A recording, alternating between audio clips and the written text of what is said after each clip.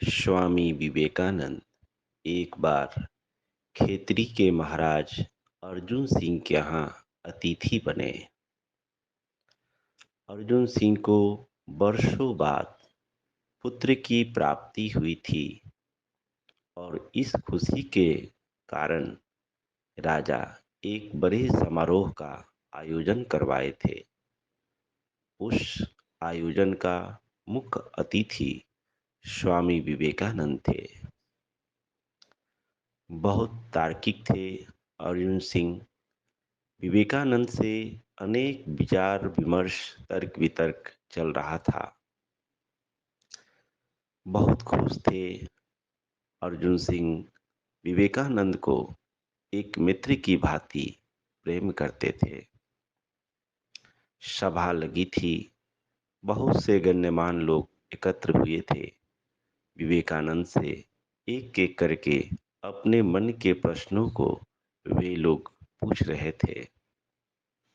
तभी अचानक एक द्वारपाल पहुंचा और आकर उसने कहा कि महाराज, जिस नर्तकी को बुलाया गया था वह नर्तकी राजसभा में आने की अनुमति चाहती है। संध्या के समय एक प्रसिद्ध नर्तकी का नर्तन का कार्यक्रम आयोजन किया गया था। नर्तकी को आने के लिए महाराज ने अनुमति दी। यह सुनकर विवेकानंद के मन में यह भाव उठा कि मुझे इस सभा में अब नहीं बैठना चाहिए। जिस सभा में नर्तकी आ रही हो, अपना नृत्य का प्रदर्शन कर रही हो, तो ऐसी जगह बैठना मेरे लिए उचित नहीं है। मैं तो एक सन्यासी हूँ।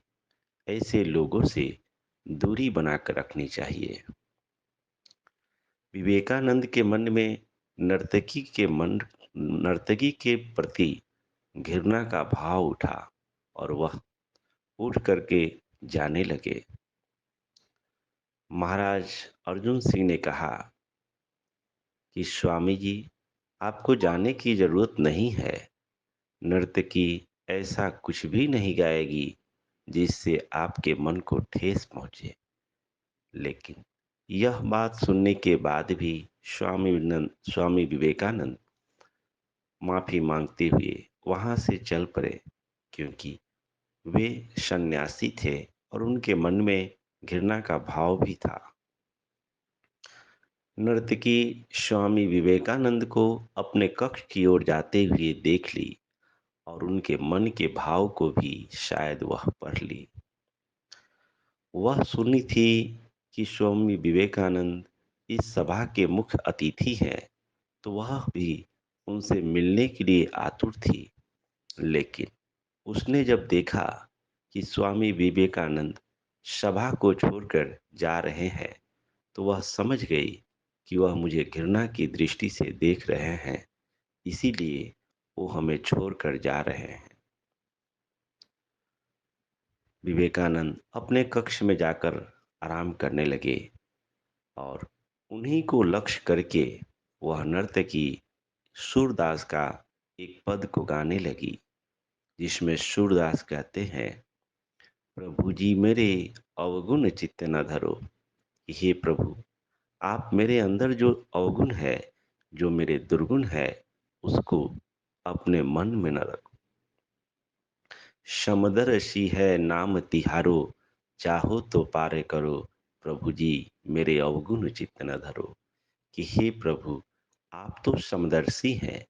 समदर्शी दूसरे के भीतर जो दुर्गुण है उसको अनदेखा करके उसे अपना लेते हैं।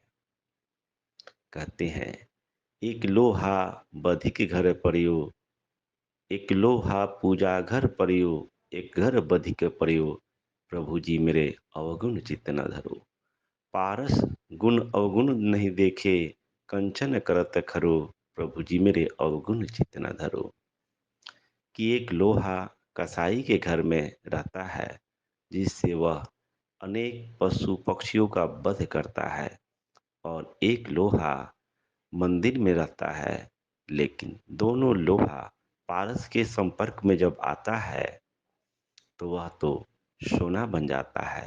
पारस उन दोनों के प्रति कोई भेद नहीं करता। इसलिए हे सद्गुण, हे समदर्शी, आप मेरे भीतर जो दुर्गुण है उसके कारण मेरे प्रति घृणा का भाव न रखें। इस पद को, इस भजन को इतना भाव विभोर होकर वह नर्तकी गाई, और नर्तकी के आवाज को विवेकानंद सुन रहे थे। यह सुनते हुए उनका हृदय पिघल गया। उन्हें एहसास हो गया अपनी गलती का, और दौड़ते हुए उस सभा में पहुंच आए। हाथ जोड़कर उस नर्तकी से क्षमा मांगने लगे कि माता, हमें आज क्षमा कर दो। मुझे आज एक बोध हुआ, मुझे आज शिक्षा मिली आपसे, इसलिए आप मेरे गुरु हो।